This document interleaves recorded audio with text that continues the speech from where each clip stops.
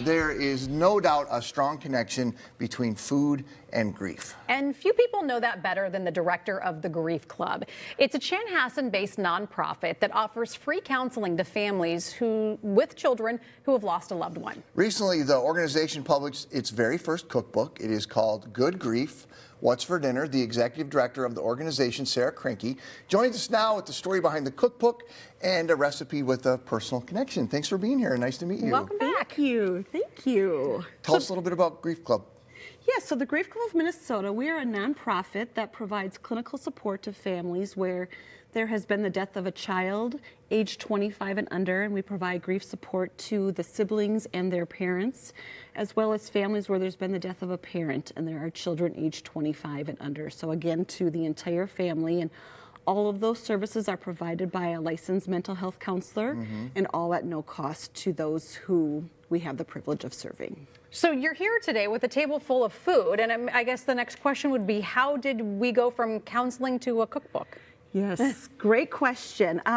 So we provide lots of different services at the Grief Club, and one of them is a support group. And in particular, we have a widower support group. So for men who have experienced the death of their spouse, their partner, and have kids living at home. And in our groups, they would often say, Sarah, I don't know what to make. Our lives are busy and we need to be out the door fast, and I need some quick, simple meals. Do you have any recipes? And the reality is I'm not a great cook and I'm not a great baker. So I brought this information to my widows group of women and said that the other group was interested in getting some recipes. And so they said, let's do a cookbook. And so we did. It's been about 2 years in the progress of making this kind of all come to fruition and gathering recipes. And one of our group members named it Good Grief, What's for Dinner. I like the cookbook. Aside from the recipes, there's some sections in there just helpful kitchen hints, which I found very helpful. I was like, oh, I didn't even know that. That's cool. Yes. Yeah, and also each of the dividers in the cookbook have a quote from a kid in talking about their connection to food and grief, because there is so much connection that happens. So one of the recipes in this cookbook is this easy banana bread. Yes. Okay, this is not your recipe, but it's one that was handed down. Yes. By someone in the group as a family recipe, and we're going to make it. We are. Actually, the recipe is submitted by my husband, whose mom died when he was 15 years old, and he remembers his mom always making this bread, and everybody just loved it, and so the smell brings back that memory for him, and so he often bakes this bread for our children at home, and so it's just, again, another way to stay connected to those who have gone before. There is an odd thing about cooking and connections to people who are no longer with us. My wife loves to cook. It reminds her of spending time with her late mother. There's just something about it. There is. And I always think when people are grieving, one of the first things we think about is let's make them a lasagna, let's bring them cookies, let's provide them comfort and care and love.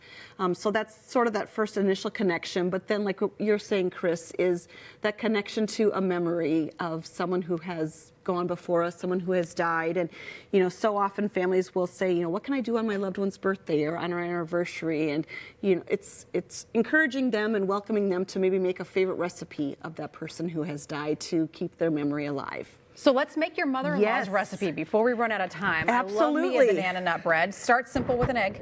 Start with 1 egg that I've already got here in the bowl. And then we're also going to add over here the dry ingredients. So we have 1.5 cups of flour. All right. And then a teaspoon of baking soda.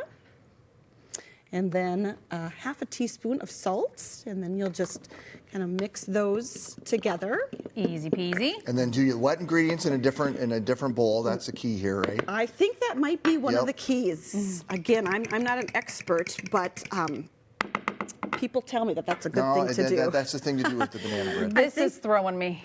I'm not going to lie. This is the little secret in this recipe, is to put in mayonnaise instead of oil, and it keeps it just a little more moist. I do one with Greek yogurt, similar idea, and it is so moist. Yes. It really does work. Yes, lasts a little bit longer as well. So, all right.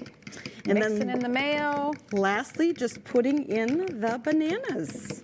So we already mashed those, about 3 to 4 medium to large size bananas, and mixed those all together. Do you like them super ripe, like the overripe? Or And then does the it matter? sugar over there too, right? And the sugar, Yep. we need to add that in here as well. And in answer to your question, Megan, yes, I like the bananas to be really ripe and Yeah. soft to the Now, touch. don't overmix it. I'm trying not to. Yep. Okay, now throw in this. And throw that in. All right, here we go. I'm sure you should fold it, but we're just going to do it like this. A little fold. I think that's great. And then this just goes into this pan for how long? Put it in the oven. Oh, hold on. I Oh, forgot. we forgot our vanilla. Yes. Oh, that in there. good add. A teaspoon of vanilla. All And then right. once it's all mixed, putting that into the pan and baking for about 60 minutes and enjoy. Voila. I love it.